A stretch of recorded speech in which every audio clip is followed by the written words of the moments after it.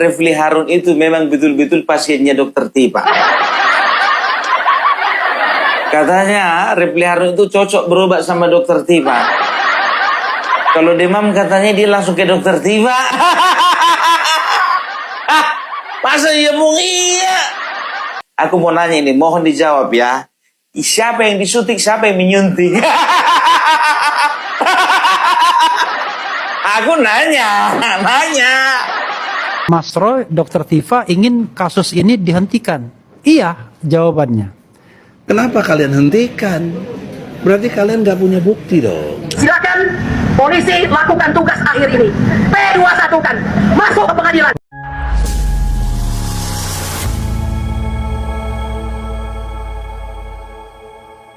Assalamualaikum warahmatullahi wabarakatuh, saudara-saudaraku sebangsa dan setanah air. Dimanapun kalian berada, semoga kalian selalu dalam kondisi sehat walafiat ya. Berjumpa lagi dengan saya di Gaspol Update. Kami bukanlah buzzer pihak manapun, kami hanya menyajikan keputusan ada di tangan Anda. Teman-teman, ini ada video yang menurut saya cukup menarik ya, yakni tentang isu menarik yang terjadi antara si RH dan si dokter mangkrak ya. Isu ini kembali menghangat setelah Eli Daneti dalam sebuah podcast itu menyebut bahwa si dokter mangkrak memang benar-benar dokter pribadinya si RH. Artinya, kalau si RH sakit, maka si dokter mangkrak lah yang akan menyuntiknya. Tetapi yang menjadi pertanyaan banyak netizen ya, termasuk Opung Parbela katanya, faktanya di lapangan, apakah si dokter mangkrak yang nyuntik si RH, ataukah justru si RH yang menyuntik si dokter mangkrak? Yang dokter siapa dan yang sakit siapa ya? Dokternya siapa, pasiennya siapa? Lah kok bisa-bisanya pasiennya nyuntik dokternya? Aduh. Apalagi sekarang ya mereka berdua sangat kompak sekali teman-teman ya, meminta agar kasus ijazah palsu Jokowi ini dihentikan. Yang bikin kaget ya, kok mereka kompak ya? Apakah efek suntik menyuntik itu? Nah, bagaimanakah videonya dan bagaimanakah respon netizen? Mari kita tonton bersama, kemudian mari kita komentari bersama di bagian akhir video. Ini dia. Dalam sebuah wawancara, Eli Daneti mengungkapkan, ya kalau ternyata Refli Harun itu memang betul-betul pasiennya dokter Tipa. Katanya Refli Harun itu cocok berobat sama dokter Tipa. Kalau demam katanya dia langsung ke dokter Tipa. Masa iya bung iya? Gak percaya kalian dengar ini. Nah kalau dokter iya. Ya dokter. Contohnya kenapa kita tahu dia dokter? Dia dokter, pasiennya adalah Refli Harun. Kalau demam Refli Harun, dia berobat ke dokter Tipa. Contoh ya, Bu. Ini contoh ya. Contoh ya. Ya kita jangan harus bilang benaran lagi sebentar. Enggak, memang dia berobat. Refli Harun, memang pasiennya dokter Tipa. Oh, dokter pribadi. Iya, dokter pribadinya gitu. Okay. Ya, katanya kita ini dengan dokter kan cocok-cocokan juga. Oh iya. Kadang-kadang kita dokter ini dikasihnya obat malah tambah meriang. Tambah meriah. Dokter Tipa katanya dokternya si Refli. Serius itu bu? Baru tahu. Kukira hubungan mereka hanya sekedar pengacara dan klien. Ternyata lebih daripada itu toh. Pasien dengan dokter.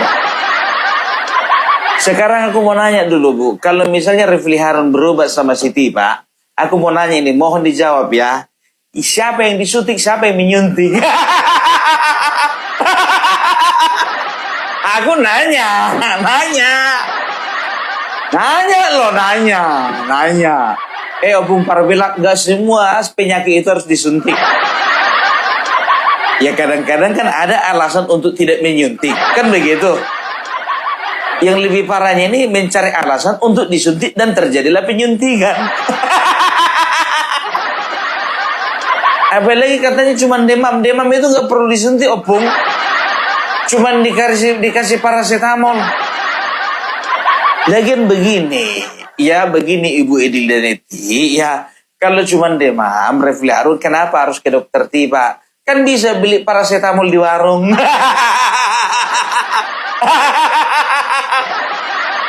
Ya suka-suka orang lah Bu, orang yang berobat kok kau yang repot. Ya enggak sih, ya kan kita kan hanya menghindari sesuatu yang enggak perlu diinginkan, kan begitu kan? Tapi pastikan dulu Refli Harun kalau berobat ke dokter tiba, ya sendiri atau berdua sama istri. Nah, sekarang ya kan mana tahu istrinya juga demam, itu maksudku. Maksudku itu, aku nggak ngomong yang lain-lain, enggak, ya kan, karena apa? Bukannya bilang apa, ya kan? Kadang-kadang antara klien dengan pengacara ini, ya itu memanfaatkan profesi gitu loh. Mentang-mentang dia pengacaranya nanti minta gratis. Yang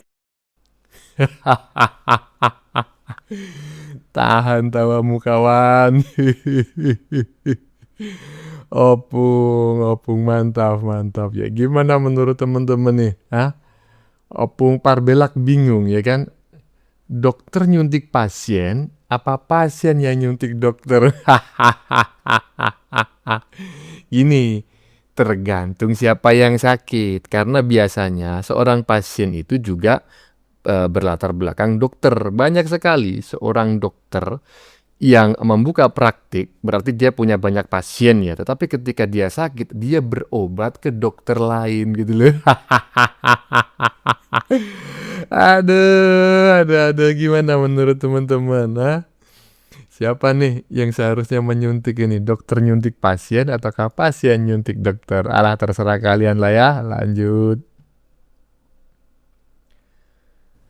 Tiva Uzia Tiasuma alias Tiva minta Presiden Prabowo Subianto dan Kapolri menghentikan kasusnya. Panik banget nih kayaknya. Menurut Tiva, pelaporan terhadap dirinya salah karena nggak memenuhi unsur pidana. Dia juga menilai laporan dari Pak Jokowi sebagai bentuk kriminalisasi terhadap akademisi kritis. Bahkan dia secara langsung memohon agar kasus ini dihentikan. Katanya kalau lanjut ke pengadilan bisa berdampak buruk bagi dunia akademik. Meski begitu, Tiva tegasin bahwa dirinya nggak panik atau takut. Dia tegasin semua pendapatnya soal ijazah Pak Jokowi yang palsu murni hanya bagian dari penelitiannya. FYI, kasus ini bermula dari laporan Pak Jokowi ke Polda Metro Jaya pada 25 April 2025. Yang dilaporin itu ada 4 orang, Roy Suryo, Tiva, Rismon Sianipar, dan Rizal Fadilah. Mereka dituduh mencemarkan nama baik dan menyebarkan informasi bohong soal ijazah Pak Jokowi. Padahal Universitas Gadjah Mada atau UGM sudah menyatakan ijazah tersebut asli. Kasus ini berawal dari narasi yang lebih dulu mereka sebarkan ke publik. Tiva sendiri disebut punya peran yang cukup besar dalam penyebaran isu ini. Pertama, lewat pendekatan yang disebut analisis wajah atau pseudoscience. Dia membandingkan foto Pak Jokowi saat wisuda 1985 dengan foto sekarang. Dari situ dia ngeklaim ada perbedaan di beberapa bagian wajah. Bahkan dia pernah menyebut kedua foto itu berasal dari orang yang berbeda. Klaim ini banyak dikritik karena mengabaikan faktor penuaan dan sudut kamera. Kedua, aksi yang disebut sebagai ziarah investigatif. Tiva bersama Roy Suryo mendatangi makam Ibunda Pak Jokowi di Karanganyar. Mereka mempertanyakan data yang tertera di nisan. Hal itu kemudian dikaitkan dengan teori konspirasi soal identitas. Banyak netizen yang menilai langkah ini nggak etis karena menyeret orang yang sudah wafat. Ketiga, Tiva ikut terlibat dalam buku berjudul Jokowi's White Paper. Buku ini merangkum berbagai klaim terkait isu ijazah tersebut. Mereka menyebutnya sebagai bukti, meski masih diperdebatkan. Justru dokumen ini dianggap memudahkan penyidik melihat pola penyebaran informasi. Keempat, Tiva sempat menyatakan akan menghadirkan ahli internasional di persidangan. Katanya, ahli itu berasal dari institusi luar negeri yang kredibel. Tujuannya buat mendukung klaim yang selama ini dia sampaikan. Pernyataan ini muncul setelah dirinya ditetapkan sebagai tersangka. Lalu, apakah kasus ini layak disidangkan? Secara hukum, banyak yang menilai iya, karena sudah masuk ranah penyebaran informasi yang sistematis. Ini bukan sekedar perbedaan pendapat biasa. Unsur pidana bisa mengacu pada Undang-Undang Nomor 1 Tahun 1946 dan Undang-Undang ITE. Intinya, tuduhan tetap disebarkan meskipun udah ada klarifikasi resmi. Dalam hukum, narasi berbasis data nggak valid bisa masuk kategori niat jahat atau mens rea. Dampaknya bisa mencemarkan nama baik dan memicu kegaduhan publik. Nah, soal permintaan ke Presiden Prabowo dan Kapolri ini juga jadi sorotan. Dalam sistem hukum Indonesia, kasus ini termasuk delik aduan. Artinya, yang berhak mencabut laporan hanyalah pelapor, yaitu Pak Jokowi sebagai individu. Presiden tidak punya kewenangan untuk menghentikan kasus ini. Kalau ikut campur, justru bisa dianggap intervensi kekuasaan. Hal yang sama berlaku untuk Kapolri. Kepolisian cuma menjalankan proses berdasarkan laporan yang masuk. Jadi bukan pihak yang nentuin apakah kasusnya bisa berhenti atau enggak. Satu-satunya jalan damai adalah meminta maaf secara terbuka. Mengakui kalau narasi yang dibangun sebelumnya tidak berdasar. Meski begitu, proses hukum kemungkinan tetap berjalan. Tapi itu bisa jadi pertimbangan meringankan di pengadilan. Selain itu, langkah tersebut bisa membantu meredam konflik di masyarakat. Karena isu ini sudah cukup memecah opini publik. Pada akhirnya, kasus ini jadi pengingat penting. Kebebasan berpendapat tetap punya batas hukum. Kritik boleh, tapi harus berbasis data yang kuat. Kalau berubah jadi tuduhan tanpa dasar, konsekuensinya jelas ada. Stop sebarin hoax dengan dalih penelitian akademik. Ya, kalau misalnya si Dokter Mangkrak ya meminta agar kasus ijazah palsu Jokowi yang saat ini sebentar lagi bergulir ke pengadilan karena sudah dinyatakan P21 ya. Kalau yang meminta dihentikan itu adalah si Dokter Mangkrak, maka itu masih sangat wajar dan masuk akal. Kenapa demikian? Ya karena memang si Dokter Mangkrak ini adalah tersangka, kan seperti itu, gitu? Iya. Nah, coba nih, kita lihat video selanjutnya nih. Ini yang bikin aneh, gitu kan? Karena bukan hanya si Dokter Mangkrak ternyata yang meminta agar kasus ini dihentikan, tetapi juga si RH. Hubungannya apa?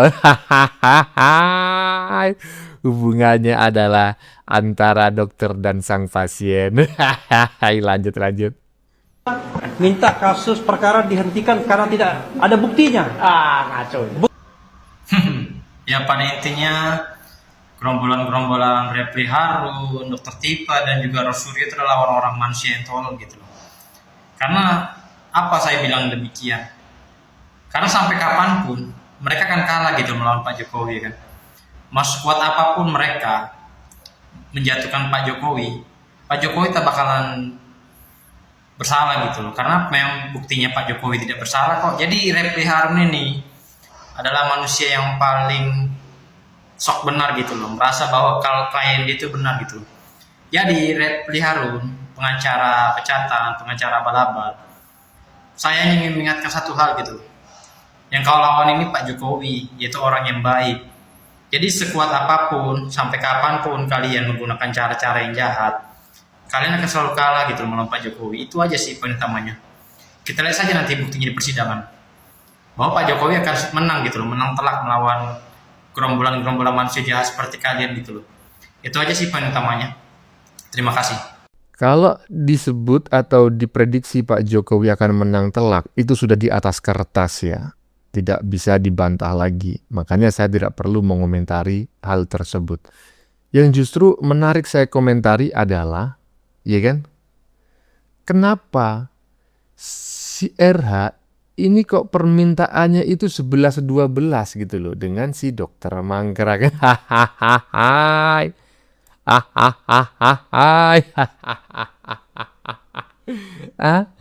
Apakah ini kekompakan ini lahir dari kegiatan suntik menyuntik itu gitu loh sebagai seorang dokter dan pasiennya?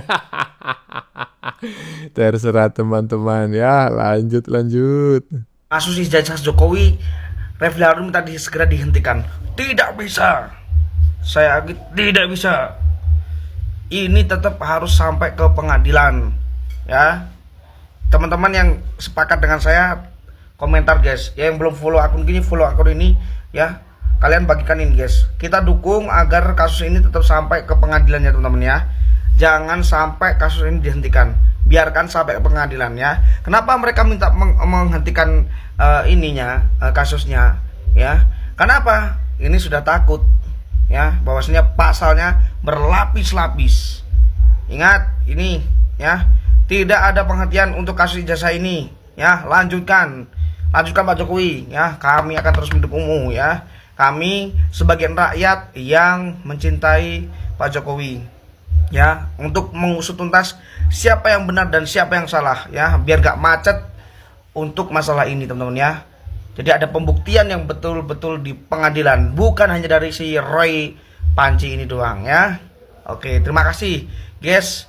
Share sebanyak-banyaknya guys, bagikan video ini guys ya. Ya iyalah, ya kan, sebagai seorang pengacara sekaligus seorang pasien, ya kan. Yang seharusnya disuntik tapi malah nyuntik ya.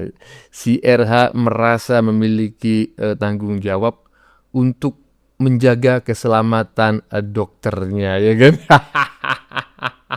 Jadinya dia meminta agar kasus ini dihentikan, bukan karena dia sebagai sebagai pengacaranya.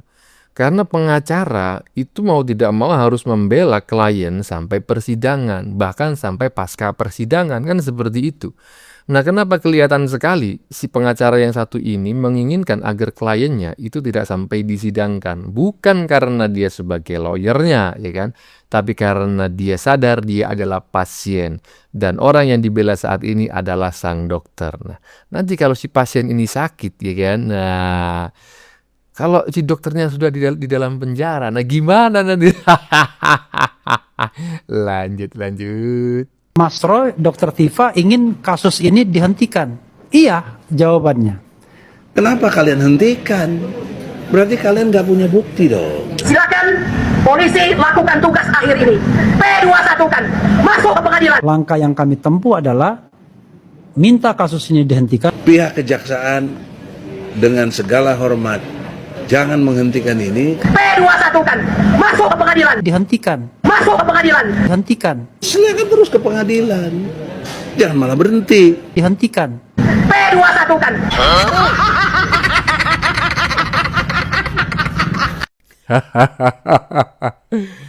Klaster 1 minta dihentikan.